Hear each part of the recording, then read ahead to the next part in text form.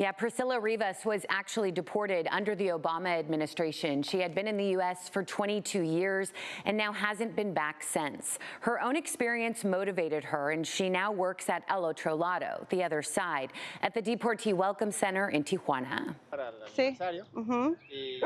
Priscilla Rivas has been through what many are going through, apprehended by ICE, detained for 3 days, and deported in 2012 after coming to the U.S. when she was 1. I just remember being handcuffed and shackled, to be abducted by ICE, to be taken from your workplace, to be separated from your families. It's collateral damage for a political gain. She grew up in California after coming here in 1990 under her mother's visa. She had not been to Mexico since she was a baby, barely spoke Spanish, but was dropped back off in Tijuana 22 years later and forced to start a new life. She says she was targeted by ICE while at a court hearing years after that visa had expired. My daughter was 5 years old when I was deported, and I was not able to bring her with me.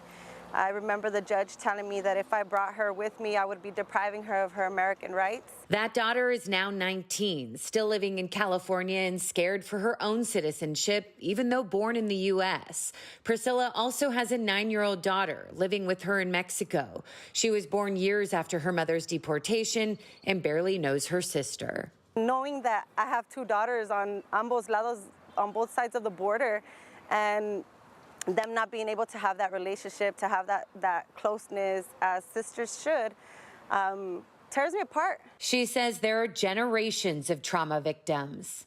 Immigration has always been something that has affected a lot of people, a lot of lives. And I feel like things are only getting worse now. Priscilla says her own heartache encouraged her to make a difference in her home country.